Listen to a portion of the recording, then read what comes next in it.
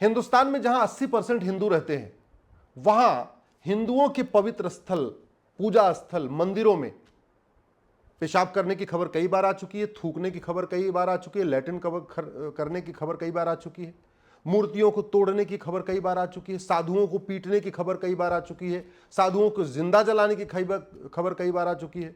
स्वामी लक्ष्मणानंद जी से स्वामी श्रद्धानंद जी तक, पालघर में संतों तक हजारों साधुओं की हत्या हो चुकी है। और अब जो सबसे बड़ी खबर आ रही है कि भारत के सबसे बड़े मंदिर, जहां सबसे ज्यादा भक्त जाते हैं दर्शन करने के लिए, तिरुपति बालाजी मंदिर, वहां पे जो लड्डू बांटा जाता है, जो लड्डू दिया जाता है भक्तों को, उसमें गाय की चर्बी है, सूअर की चर्बी है, मछली की चर्बी है। पूरी तरीके से मांसाहारी लड्डू भक्तों को दिया गया है। वहां जैन भी जाते हैं जो लहसुन प्याज भी नहीं खाते, उनको भी सोचिए लड्डू मिल रहा है, मांसाहारी लड्डू। और उसके बाद भी शांति है। मीडिया वाले चर्चा कर लिए, खत्म। एंकर अपना काम कर लिए, खत्म। जो लोग पैनल में आए वो भी अपनी बात कह के खत्म। किसी ने ये नहीं बताया कि भैया इतना हो क्या रहा है, आगे दोबारा चर्बी न मिलाया जाए, उसका समाधान क्या है, ये जो चर्बी क्यों मिलाया गया, इसका मूल कारण क्या है, अस्थायी समाधान क्या, इस पर कहीं चर्चा नहीं। दिन भर की डिबेट हो गई और बात खत्म हो गई। मैं आपसे पूछता हूं, अगर किसी मजार, दरगाह या मस्जिद में जो हलवा बंटता है, जो सेवैयां बंटती हैं, या जो और भी खान पान की चीजें बंटती हैं, अगर उसमें सूअर की चर्बी मिलाई गई होती तो क्या भारत में इतनी शांति होती? क्या नहीं होती। भारत में आज शांति है। और कोई 1-2 किलो लड्डू नहीं, 1-2 पैकेट लड्डू नहीं, 15,000 किलो घी आया है जिसमें जानवरों की चर्बी है। 15,000 किलो घी से लगभग 50,000 किलो लड्डू बनेगा। 50,000 किलो लड्डू से लगभग 5 लाख पैकेट बनेगा। 5 लाख पैकेट बना तो 5 लाख परिवारों में गया। एक परिवार में अगर आप 5 आदमी मान के चलिए तो यानी 25 लाख लोगों ने यह लड्डू खाया, और उसके बाद भी शांति है। जानते हैं क्यों शांति है? क्योंकि हिंदुस्तान में हिंदू बहुसंख्यक है।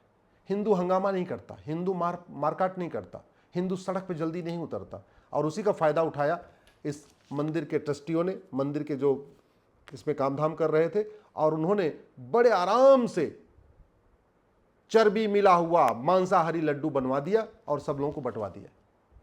खेल यह हुआ है कि जो असली घी होता है, शुद्ध घी होता है, वो लगभग वहां पे जो टेंडर है वो 1,500 किलो का हिसाब से टेंडर है, लेकिन जो घी सप्लाई हुआ है वो 300 रुपए किलो का हुआ है। अब स्वाभाविक सी बात है, अगर 300 रुपए किलो का घी आएगा तो उसमें चर्बी होगी, जानवरों की चर्बी होगी, भैंस की चर्बी होगी, सांड की चर्बी होगी, गाय की चर्बी होगी, सूअर की चर्बी होगी, जानवरों की चर्बी होगी। जो जानवर मरते हैं उनसे जो चर्बी निकलती है उससे वो घी बना है।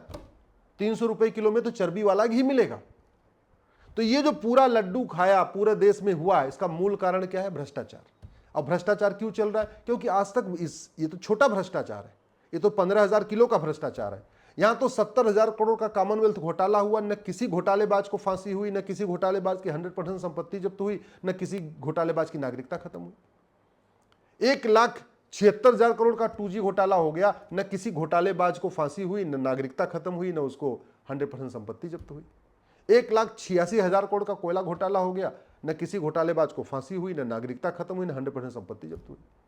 भारत में अगर आप उठा के देखिए तो लगभग 5,000 बड़े घोटाले हुए हैं। उन सारे घोटालों की रकम लगभग 50 लाख करोड़ की है। 50 लाख करोड़ का घोटाला हो चुका है आजादी के बाद से आज तक। और एक भी घोटाले को, चाहे हर्षद मेहता हो, चाहे तेल घोटाला हो, चाहे राशन घोटाला, चावल घोटाला, दाल घोटाला, मसाला घोटाला, अंतरिक्ष घोटाला, नेशनल हेराल्ड घोटाला, दुनिया भर के उसमें बड़े बड़े पॉलिटिशियन फंसे हुए, किसी को कुछ हुआ नहीं। इसीलिए तिरुपति बालाजी मंदिर के जो ट्रस्टी थे उन्होंने लड्डू में खेल कर दिया, और 1,500 किलो, जो 1,500 रुपए 1 किलो वाला घी, 1 किलो घी की जो कीमत 1,500 रुपए होती है, उसकी बजाय उन्होंने 300 रुपए किलो वाला घी यूज कर दिया। और स्वाभाविक सी बात है, वो तो मांसाहारी घी होगा।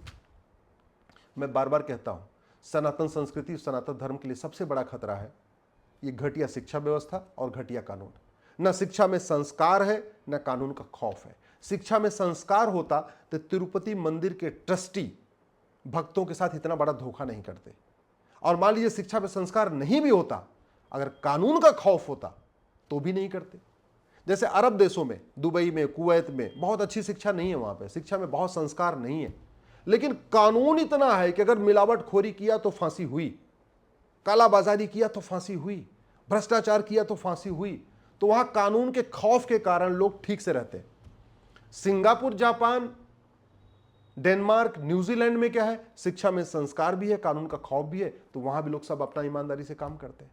इसलिए मैं बार बार कहता हूं कि अगर भारत की संस्कृति को बचाना है, हिंदू सनातन संस्कृति को बचाना है, तो हमें कालाधन, हवाला, भ्रष्टाचार के खिलाफ कठोर कानून बनाना पड़ेगा और जो वर्तमान मैकाले मिशनरी मदरसा एजुकेशन सिस्टम, इसको बदलना पड़ेगा।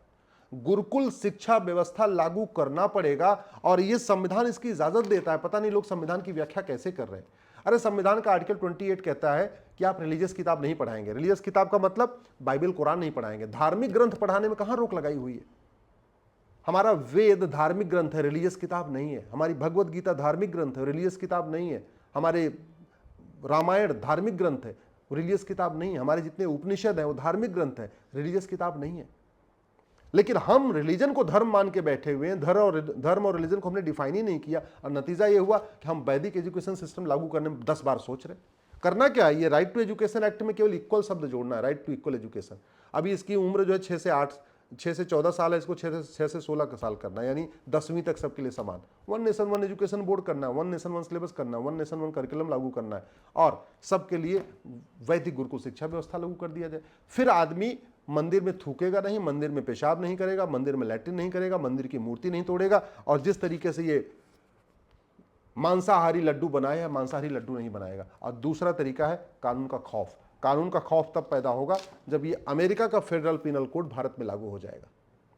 कानून का खौफ तब पैदा होगा जब कानून कठोर होगा, दंड कठोर होगा और सजा 3 महीने, 4 महीने, 5 महीने मिलेगी। और सजा तब जल्दी मिलेगी जब नार्को पॉलीग्राफ ब्रेन मैपिंग कानून होगा।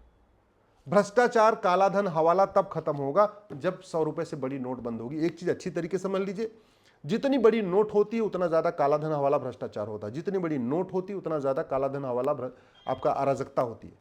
और भ्रष्टाचार के कारण केवल आपका धर्म ही खराब नहीं हुआ।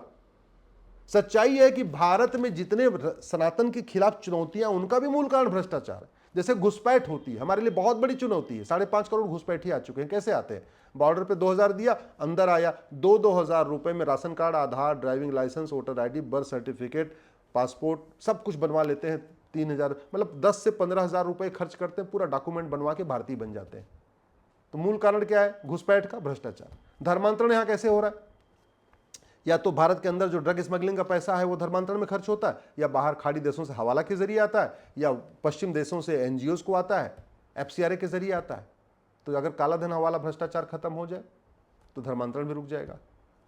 अवैध निर्माण कैसे हो रहा है भारत में? मज़ारें बनती जा रही, दरगाहें बनती जा रही, मदरसे बनते जा रहे हैं, मस्जिदें बनती जा रही, चर्च बनते जा रहे हैं, सड़क के किनारे, हाईवे किनारे। कैसे? वहां के थानेदार को 5 लाख रुपए पहले दे देते। तो ये जो अवैध निर्माण हो रहा है, इसका मूल कारण क्या है? इसका भी भ्रष्टाचार। भारत में जो डेमोग्राफिक इम्बैलेंस हो रहा है, इसका सबसे बड़ा कारण क्या है? भ्रष्टाचार। जो झुग्गियां बनती हैं ऐसे नहीं बनती हैं। जहां झुग्गी बनती है उसके पहले वहां के पार्षद प्रधान को कुछ पैसा दे देते हैं, 2 लाख रुपए, 3 लाख रुपए, जैसा डिपेंड करता है, छोटा शहर है बड़ा शहर है। अगर पूरे देश में, चाहे हिमाचल में अवैध निर्माण हो रहा है, चाहे कश्मीर में अवैध निर्माण होता है, चाहे उत्तराखंड में अवैध निर्माण होता है, जहां जहां अभी हिंदू ज्यादा है वहां पे बहुत बड़े प्लान्ड तरीके से घुसपैठियों को बसाया जा रहा है, अवैध निर्माण किया जा रहा है। क्यों? उसका मूल कारण क्या है? डेमोग्राफी बदलना है। उनको दिखाना है कि भैया हिंदुस्तान अब हिंदुस्तान नहीं है। दिखाना क्या है कि भैया हिंदुस्तान में मंदिर से ज्यादा मस्जिदें हैं और मंदिर से ज्यादा चर्च हैं। ये उनको एस्टेब्लिश करना है।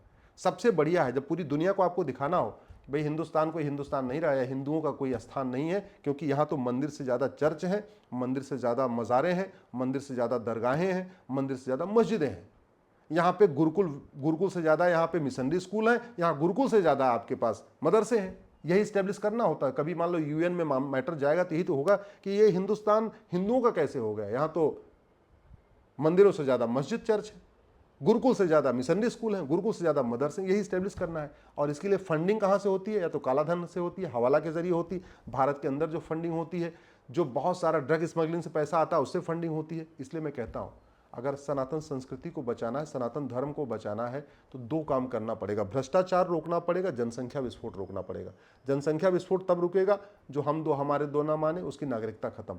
और भ्रष्टाचार तब रुकेगा जब 100 रुपये से बड़ी नोट बंद होगी, 5000 रुपये से महंगे सामान का कैश लेन देन बंद होगा, 50,000 रुपये से महंगी प्रॉपर्टी आधार से लिंक होगी, जुडिशियल चार्टर लागू होगा, साल भर के अंदर मुकदमों का फैसला होगा और भ्रष्टाचार को देशद्रोह घोषित किया जाएगा, जब भ्रष्टाचार को राष्ट्र की सुरक्षा के लिए खतरा घोषित किया जाएगा, जब भ्रष्टाचार को देश की एकता अखंडता के लिए खतरा घोषित किया जाएगा, जब भ्रष्टाचार को ऑर्गेनाइज क्राइम डिक्लेयर किया जाएगा, जब भ्रष्टाचारियों की 100% संपत्ति जब्त करने, उनकी नागरिकता खत्म करने और उनको आजीवन कारावास फांसी देने के लिए कानून बनेगा, तब भ्रष्टाचार रुकेगा। नहीं तो ऐसे ही एक एक घटनाएं होती रहेंगी, तू मैं होता रहेगा, मीडिया डिबेट होती रहेगी, आरोप प्रत्यारोप होते रहेंगे, पॉलिटिकल पार्टी एक दूसरे पर आरोप लगाती रहेंगी, लेकिन भ्रष्टाचार खत्म नहीं होगा। और भ्रष्टाचार अगर खत्म नहीं हुआ तो हिंदू खत्म हो जाएगा, ये मैं आपको लिख के दे रहा हूं।